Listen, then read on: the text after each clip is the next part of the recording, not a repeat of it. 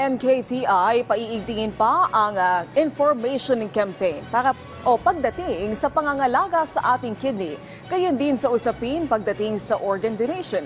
Kung paano alamin sa sentro ng balita ni Soo Jin Kim. Fried chicken, french fries at iba't ibang street food.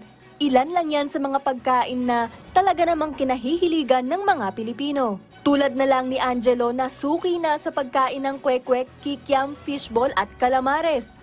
Madalas ko po kinakain yung mga street foods kasi mabilis siya, tapos yun nga, madaling bilhin.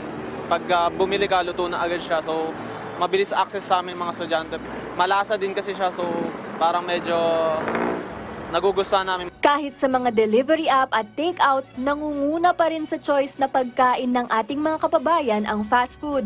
Pero ang eating habit na ito ng ating mga kababayan, ikinababahala ng mga eksperto sa kalusugan. Kaya naman isang Memorandum of Understanding ang nilagdaan ng Philippine Information Agency o PIA at National Kidney and Transplant Institute o NKTI na layong palawakin ng kaalaman ng publiko sa kidney disease prevention at organ donation. With this partnership with you, we will be able to reach out to the community. And the NKTI shall not be merely confined to these walls.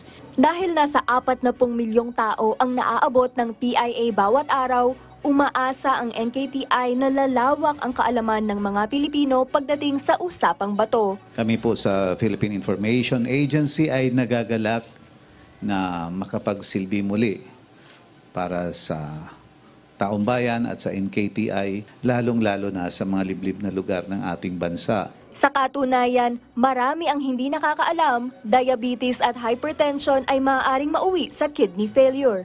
Nasa 2 milyong Pilipino ang regular na nagpapadialysis kaya naniniwala ang NKTI na dapat habang bata pa lang ay natuturuan na ang mga Pilipino tungkol sa kahalagahan at tamang pangangalaga sa ating mga kidney. Kinakailangan din umano ng regular na check-up kahit ang simpleng urinalysis lamang.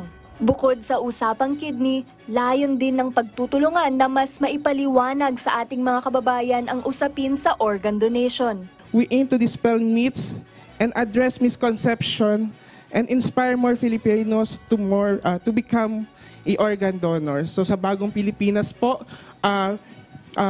inaano po namin na lahat po ng mga Pilipino ay maging organ donor po. Kabilang sa mga programang isusulong ng PIA at ng NKTI ay ang Usapang Bato na isang webinar series. Bukod pa riyan, magkakaroon din sila ng mga appearance sa TV at radyo para lalo pang ilapit ang NKTI sa lokal na komunidad.